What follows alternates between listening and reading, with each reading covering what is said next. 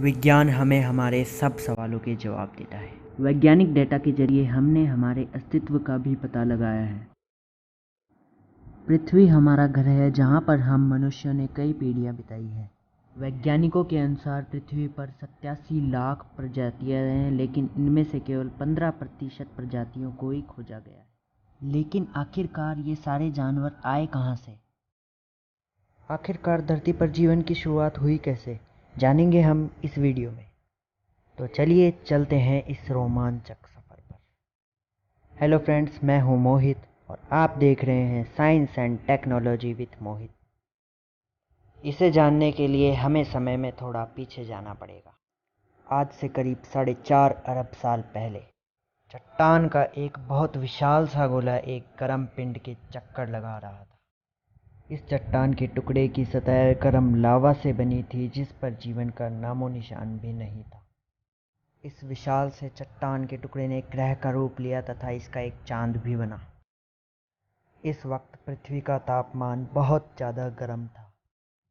काफ़ी समय बाद पृथ्वी का तापमान थोड़ा ठंडा हुआ और यहाँ पर एक ठोस सतह का निर्माण हुआ।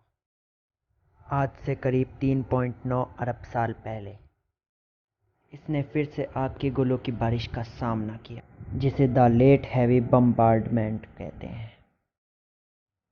इस वक्त धरती पर केवल छोटी चट्टानों की ही बारिश नहीं, बल्कि उल्कापिंडों की भी बारिश हुई। ये उल्कापिंड अपने साथ कुछ खास चीज़ लाए थे। इनके अंदर बर्फ़ के छोटे छोटे क्रिस्टल्स थे, जिनसे हमारी धरती पर समुद्रों का निर्माण हुआ। साथ ही ये धरती के वातावरण में नाइट्रोजन गैस भी लेकर आए। लेकिन धरती अभी भी बेजान थी। यहाँ पर जीने योग्य कोई भी परिस्थिति नहीं थी। सबसे आवश्यक चीज़ ऑक्सीजन नहीं थी।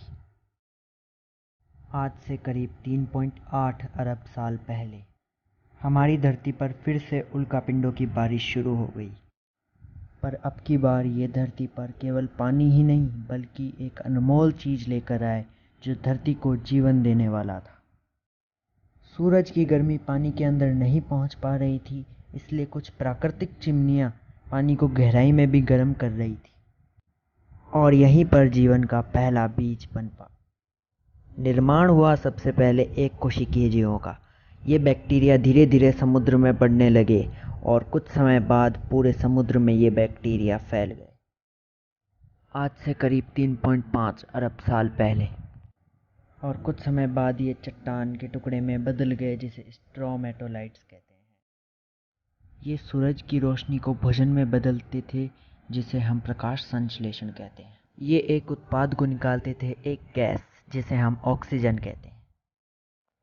इन बैक्टीरिया ने धरती पर ऑक्सीजन गैस का निर्माण किया और इस ऑक्सीजन गैस के बिना धरती पर जीवन का होना असंभव सा था। करीब 2 अरब साल तक ऑक्सीजन की मात्रा बढ़ती गई। आज से करीब 1.5 अरब साल पहले धरती पर कोई महाद्वीप नहीं थे, बल्कि छोटे छोटे द्वीप थे जो पानी से पूरी तरह से घिरे हुए थे।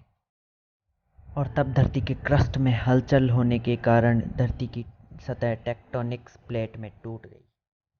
और फिर इन प्लेट्स में मूवमेंट होने के कारण ये सारी प्लेट्स जुड़ गई और इन्होंने एक सुपर कॉन्टिनेंट का निर्माण किया, जिसे रोडिनिया के नाम से जाना जाता है। इस समय धरती का तापमान 30 डिग्री सेंटीग्रेड था तथा एक दिन 18 घंटों का था, मगर समय के साथ परिस्थितियां बदलने वाली थी।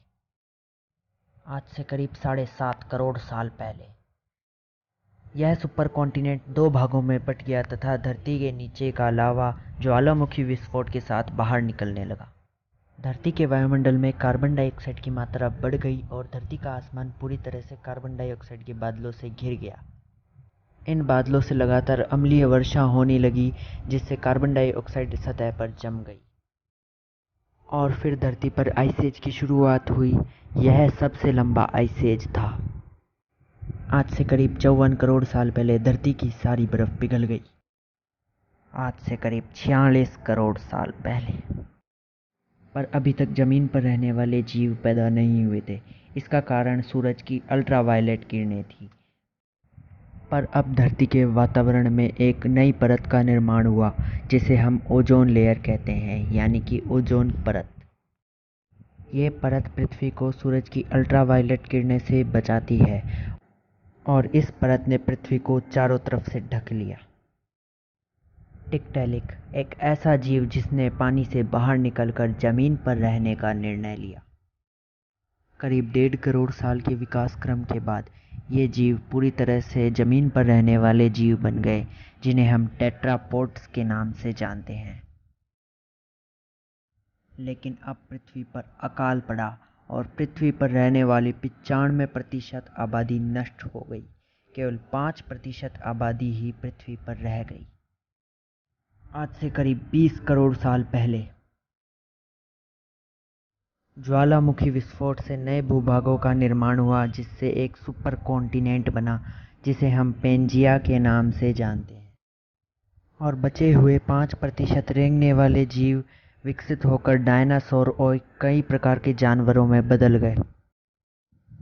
डायनासोर्स ने 11 करोड़ सालों तक पृथ्वी पर राज किया। आज की इस वीडियो में हमने डायनासोर्स का जन्म और जीवों की उत्पत्ति के बारे में जाना। इस वीडियो के अगले एपिसोड में हम डायनासोर्स का अंत और इंसानों के जन्म के बारे में जानेंगे। तब तक के लिए बाय बाय फ्रेंड्स। हमारी इस वीडियो को लाइक कीजिए और अपने फ्रेंड्स के साथ शेयर कीजिए। सब्सक्राइब कीजिए हमारे चैनल को और इस बेल आइकन पर क्लिक कीजिए।